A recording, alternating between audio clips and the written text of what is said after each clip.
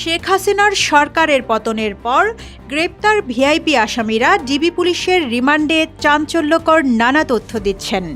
বেশি জেরার মুখে আছেন সাবেক ডেপুটি স্পিকার শামসুল হক টুকু, সাবেক প্রধানমন্ত্রী শেখ হাসিনার বেসরকারি শিল্প ও বিনিয়োগ উপদেষ্টা সালমান এফ রহমান, সাবেক আইনমন্ত্রী আনিসুল হক, সাবেক তথ্য ও প্রযুক্তি প্রতিমন্ত্রী জুনাইদ আহমেদ পলক এবং ন্যাশনাল টেলিকমিউনিকেশন মনিটরিং সেন্টারের সাবেক মহাপরিচালক মেজর জেনারেল অবসরপ্রাপ্ত জিয়াউল আহসান।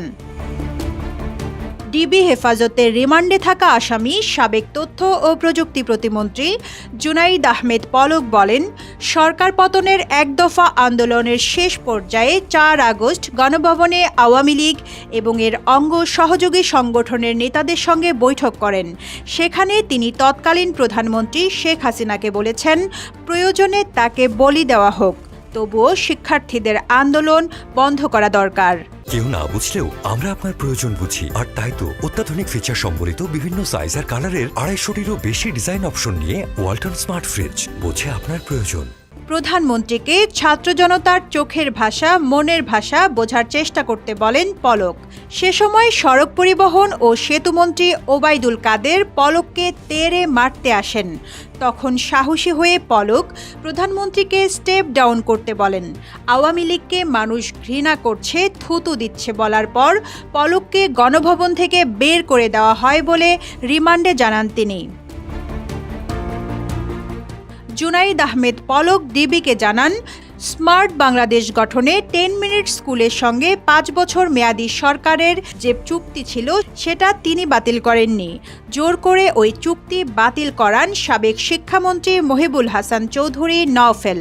কারণ 10 মিনিট স্কুলের অন্যতম কর্ণধার আইমান সাদিক আন্দোলনকারী ছাত্রদের পক্ষে ফেসবুকে স্ট্যাটাস দিয়েছিলেন। তারা তাদের ফেসবুক প্রোফাইল লাল করেছিলেন।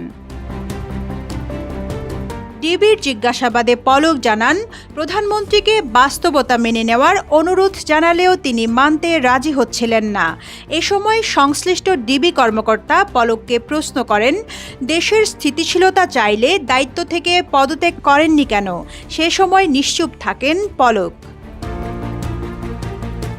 বৈষম্য বিরোধী ছাত্র আন্দোলনের সময় গত ১৯ জুলাই পল্টন এলাকায় গুলিবিদ্ধ হয়ে মারা যান রিকশাচালক কামাল মিয়া।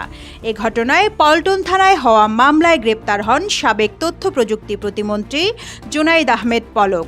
নিরাপত্তার কারণে তাকে ঢাকা মহানগর গোয়েন্দা পুলিশের কার্যালয়ে রাখা হয়েছে। রিজওয়ানা রিন্তি, ইত্তেফাক।